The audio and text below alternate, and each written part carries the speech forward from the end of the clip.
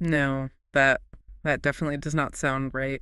Hey there. Oh, hello. Everything okay? You were sort of staring at your screen like it was, I don't know, about to bite you. You look really worried. I am a little worried and confused. Confused about what? This email, it's just a short email, but feels so heavy. I'm trying to write it, but it's taking me like 20 minutes. An email. Must be an important one. Who is it for? It's for my boss. Ah, okay. That explains it. I just want to ask for a day off, just one day next Friday. But I don't know how to ask. I don't want to sound rude or demand. Oh, of course. No, you want to be polite. That's a Uh, very common situation that can be a bit scary. So what have you written so far? Well, first I wrote, can I take a holiday next Friday? Okay. But then I read it and I thought, is that too friendly? Like too casual for my boss? I see you're thinking. So then I tried changing it. I wrote, could I take a holiday next Friday? And now I'm just stuck. Is it can? Is it could? They sound so similar. I don't really know the difference. Take a deep breath. It's okay. Okay. This is one of the most common points of confusion in English. So you are not alone. Really? Absolutely. Right. Think of can and could as brothers. Brothers. Yes. They look very similar, but they have different personalities. And today, we're going to get to know them. We're going to solve this mystery, and we are going to fix your email. That would be amazing. I really want that day off. We'll get you that day off. So today, we're going to look at three main things. Okay. First, how to talk about your skills, what you were able to do. Right. Second, how to be polite. That's the secret for your email. And third, how to guess when you're not sure about something. That sounds like a lot. Is it? Is it going to be difficult grammar? A little bit of grammar, yes, but mostly it's about how people talk to each other. Don't worry. English is tricky, but we'll go slowly, step by step. Ready to start? I'm ready. Let's meet the first brother. Excellent. Let's start with him, part one. The first brother is can, C-A-N, can. Can. And we use can for one main idea, ability. Ability. What does that mean exactly? Ability means you have the power to do something. The power. Yes. It means you know how to do it, you have the skill, or your body is physically able to do it. Oh, okay. Like riding a bike. That's a skill. Exactly like riding a bike. Yeah. Perfect example. So think about something you learned to do. For example, I took lessons to swim. So I can say, I can swim. I can swim. It's a fact about you. It's a fact about my ability. Right. Now, what about you? What are we doing right now? We're speaking English. So I can speak English. Perfect. I can speak English. Wow. You have the skill. Now, let's think about physical power. Imagine a really strong person at the gym. Okay. They might say, I can do 50 push-ups. Wow. Oh. Okay, not me. I can maybe do 5. Huh. Well, I can do 5 push-ups is still a great sentence. It's about your body's ability. Right. Or what about languages? Someone might say, he can read Urdu. It means he has that knowledge. I understand. So can is for things I know how to do or things my body is able to do. It's about my power. I have the power. That is the core meaning of can. Now, you said something very interesting a moment ago. I did. You said, I cannot do 50 push-ups. Oh, right. Yeah, no way. I would collapse. And that's the negative form. Yeah. When you do not have the ability, we use can't. Can't. You know. C-A-N''T. Yes, which is short for cannot. Cannot. In speaking, we almost always say can't. But listen to the sound. This is a really important tip for pronunciation. Okay, I'm listening. The positive word can is usually very quick and soft. I can swim. Can. I can swim. Yeah, it's fast. But the negative can't needs to be very clear. So the T sound at the end has to be sharp. T. Can't. Can't. T. I feel my tongue stop the air. Exactly. It stops the air. That little T sound is so important. If people don't hear it, they might think you mean can. Oh, no. Imagine you're at the beach and someone asks if you can swim. If you say, I can swim, but you meant I can't swim. I'd be in big trouble. Exactly. So that T is your safety belt. Let's try it. Make a sentence about something you can't do. Okay. I'm a person, not a bird, so I can't fly. Perfect example. I can't fly. What about a skill? Something you never learned. Okay. I can't play the guitar. Great. You hear that sharp T? I can't play guitar. That's very clear. Okay, so quick review. Can is for my skill or power now. Can't is when I don't have the skill or power. You've got it. Now, for everyone listening, I want you to try right now. Yes, say out loud. Think of something you can do. Yes. A sport, a hobby, anything. And say the sentence, I can. We'll give you a second. Yeah. Maybe you said, I can cook or I can sing. What about you? Give us one more. I can drive a car. I'm a good driver. I can drive a car. Perfect. You have the ability right now in the present. Right now. But Yeah, totally. that makes me think, what about the past? When I was a kid, I could do some things that I can't do now. Ah, and now you are ready to meet the second brother. The other one? Yes. Part 2. This is could. Could is the past tense of can. So it's like a time machine. A time machine. That is the perfect way to think about it. What? Yes. Imagine you step into a time machine. You go back to yesterday or last year or to when you were a small child. Okay. You can't use can anymore because can lives in the present. When you step out of the time machine into the past, can transforms into could. So it's for an ability that is finished in the past. Exactly right. Let me give you an example. Yeah. An old man is looking at a photo of himself as a teenager. Now, his eyes are not so good. He needs glasses. Right. But he looks at the photo and says, when I was young, I could read without glasses. I could read because that time is over. Yes. It's a memory of a past ability. Now, he can't, but back then he could. Well, let me try. When I was in school, I ran every day. I was very fast. Now I'm not so fast. Oh. So can I say, I could run very fast in school? That is a perfect sentence. It tells me everything. Your ability was in the past. Okay. What about the negative if I didn't have an ability in the past? Good question. The negative is could not. Or when we speak, we say couldn't. Couldn't. That feels a bit tricky to say. It can be. Couldn't. Let's think about when you were a baby. Okay. Babies can't do much. No, they just sleep and eat. Exactly. So when you were 1 month old, could you walk? No, of course not. So when I was a baby, I couldn't walk. There you go. I couldn't walk. A lack of ability in the past. This is starting to make sense. Can is for now, could is for then. Let's play a quick game to check. Okay, I'm ready. I'll give you a sentence with can for today. You use your time machine and change it to the past using could. Got it. Okay, first sentence. Today, I can sleep late. Okay, time machine, go back to yesterday. Yesterday, I could sleep late. Perfect. It's a finished time. Let's do one more. Today, I can eat spicy food. Oh. Actually, when I was a child, I hated spicy food. So for me, it would be, when I was a child, I couldn't eat spicy food. Excellent. You even changed it to the negative to make it true for you. That's fantastic. So I think I get this part. Can is for now, could is for the past. I feel good about this. You do great. Oh no, I hear a but in your voice. There's more, isn't there? There is always a but in English. Okay. Think about your email again. Right. The email to my boss. Could I take a holiday next Friday? Exactly. You were asking about next Friday. That's the future. Yes, the future. So if could is for the past, why are we using it to ask about the future? It doesn't make sense. That's my whole problem. That's why I was so confused. It feels like the time machine is broken. It does seem strange. But this is because could is a very hard-working word. It doesn't just work in the past. It has a second job. A second job. Yes, So its second job is being polite. polite, like saying please and thank you. Exactly like that. This is part 3. Permission and politeness.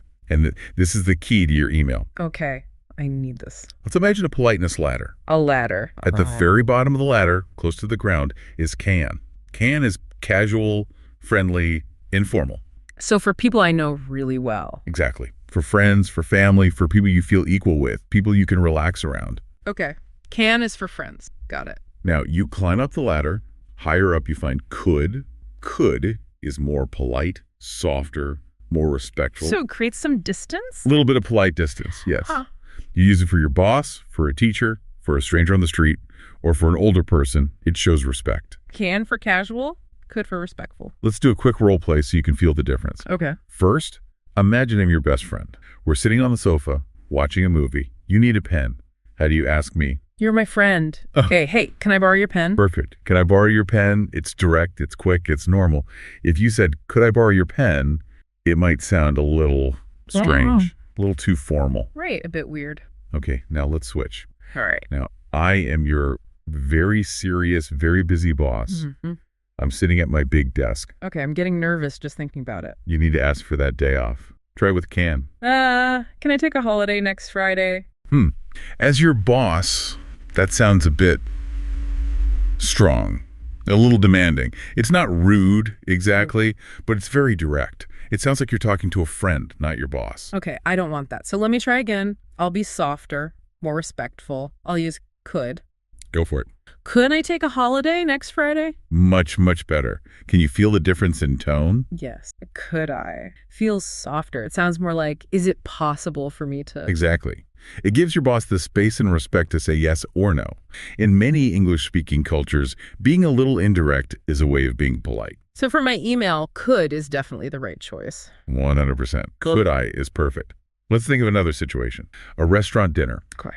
First, you're at home with your family. You need the salt. What do you say to your brother? Hey, can you pass the salt? Perfect. Casual, easy. Now, you're at a very fancy dinner with a new important client. You need the salt. Okay, I need to be impressive.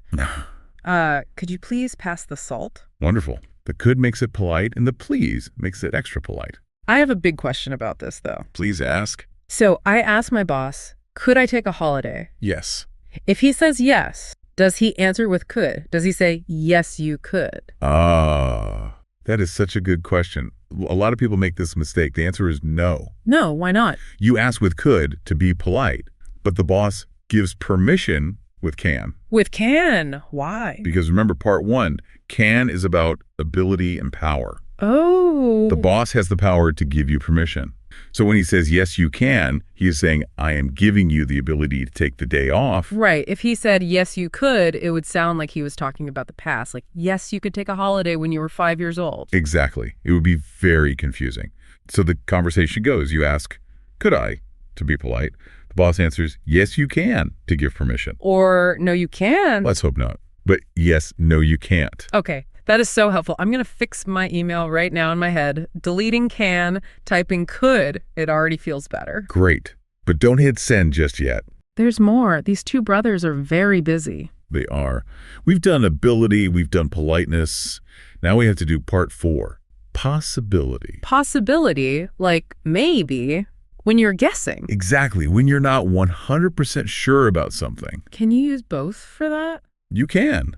But they have slightly different feelings.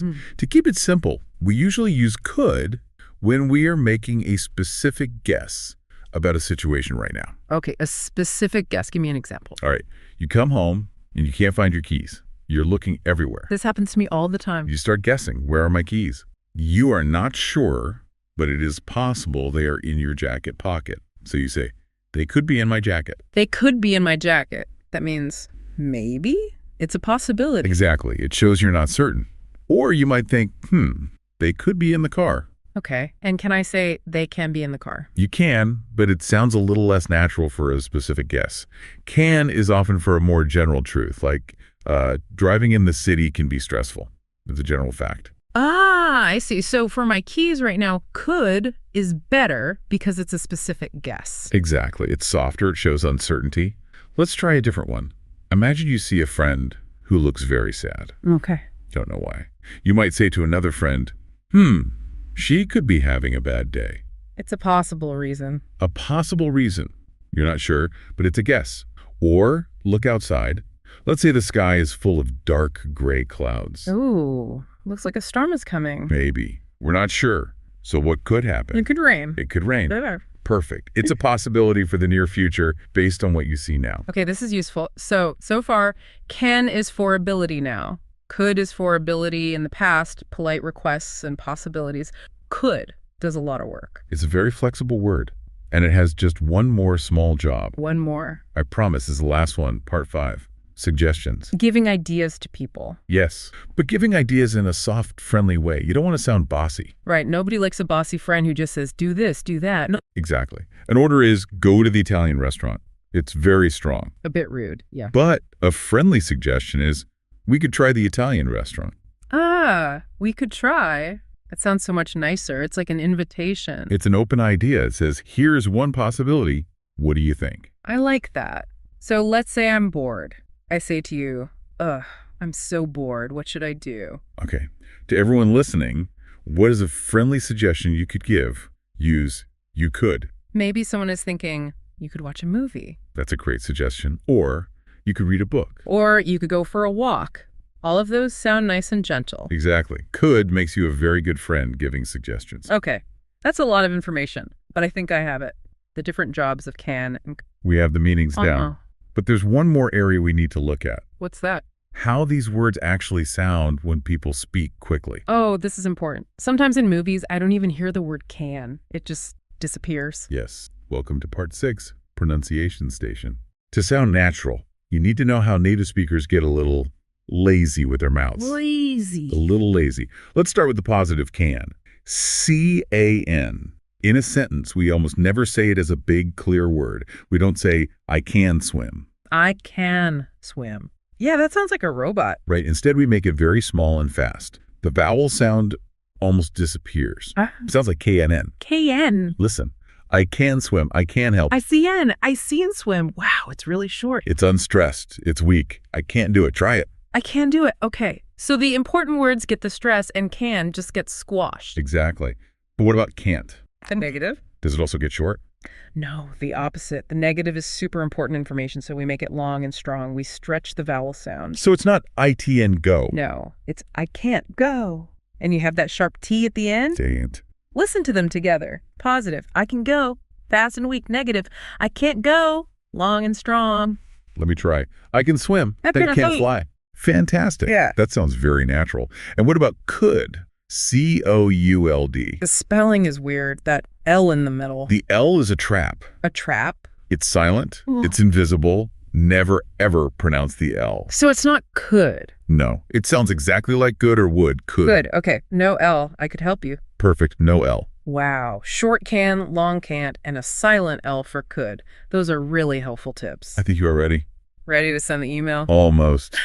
You are ready for the final quiz. A quiz. Oh, no. Don't worry, you'll be great. I'll give a situation. You and everyone listening decide, is it can or could? Okay, let's do it. Situation number 1. You are asking your little sister to pass you the remote control for the TV. Can or could? Little sister, family, casual. So Yeah. Can you pass the remote? Correct. Very good. Okay, 1 point for me. Situation 2. You are in a library, and you need to ask the librarian, who you don't know, where the history books are. A librarian, it's a formal place. A stranger, I need to be polite. So could you tell me where the history books are? Correct again. Excellent. E for 2. Yes. Situation 3. You're telling a friend a story about your childhood. You want to say you had the ability to climb trees. Childhood, past tense, time machine. That's definitely, I could climb trees when I was a kid. Perfect. 3 for 3. Last one. Okay. You are looking at the sky. It's a beautiful sunny day. Not a cloud in the sky. Your friend asks, do you think it will rain? Not a cloud. So it's almost impossible. I can't say it could rain. I'd say, no, I don't think so. It can't rain today. Wow. Use the negative. It can't rain, meaning it's not possible. That's a brilliant answer. 4 out of 4. High five. I did it. You did. And I hope everyone listening did well, too. So I think I'm really ready now. My email. Let's hear the final perfect version. Okay. Subject. Request for Friday. Dear boss, could I please take a day off next Friday? Thank you for your consideration. That is perfect, polite, respectful, clear. I'm hitting send in my mind. Click. It's gone. Oh, the relief. Wonderful. See? The mystery is solved. Thank you so much. This helps more than you know. You're very welcome. Let's do a super fast recap of the main points. Let's do it. Can is for. Ability, right now. I can speak English and asking friends for things. Can I have some water? Perfect. And could is for. Past ability. I could swim when I was 10. Polite requests. For bosses and strangers, could you help me? And Possibilities, when you're guessing. It could be true. And friendly suggestions. We could get pizza. you've got all of them. Fantastic. The brothers aren't scary anymore. They're my friends. I have one piece of homework for everyone listening. A very small, easy piece of homework. Sometime today, I want you to ask someone for something using could you. Oh, I like that. Ask a colleague, could you help me for a second? Ask someone in a shop, could you tell me the price? Just try using it once today and see how it feels. That's a great challenge. Practice being polite. Exactly. Because learning English isn't just about grammar. It's about connecting with people. And being polite is a wonderful way to connect. Thank you again. And thank you to everyone for joining us. You can do it. And if you keep practicing, you could become a fantastic English speaker. Goodbye. Goodbye for now.